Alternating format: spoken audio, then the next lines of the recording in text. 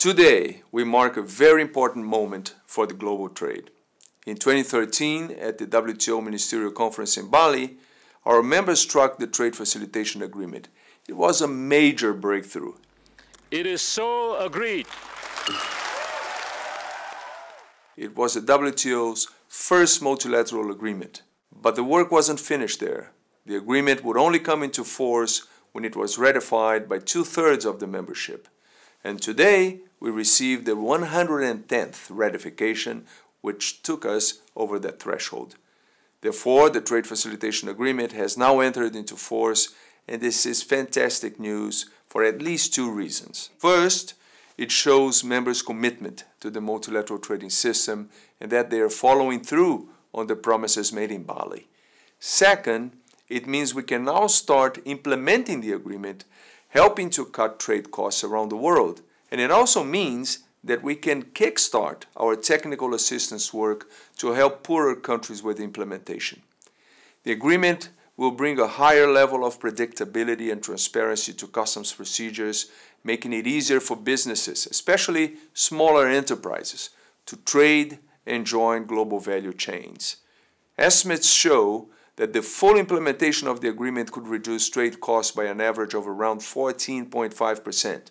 This would boost global trade by up to $1 trillion each year, with the biggest gains being felt in the poorest countries. The impact would be bigger than the elimination of all existing tariffs around the world.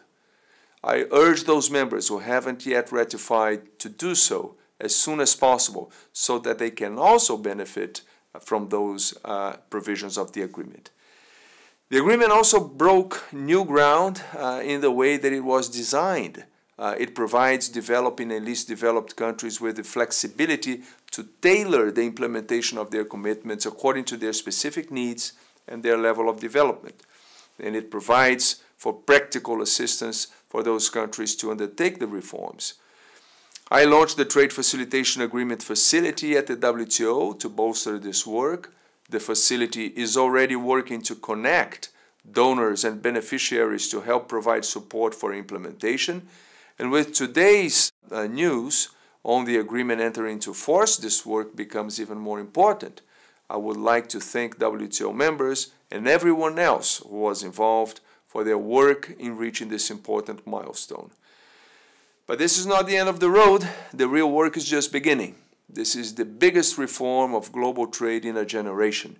It can make a big difference for growth and development around the world. Now, working together, we have the responsibility to implement the agreement and to make those benefits a reality.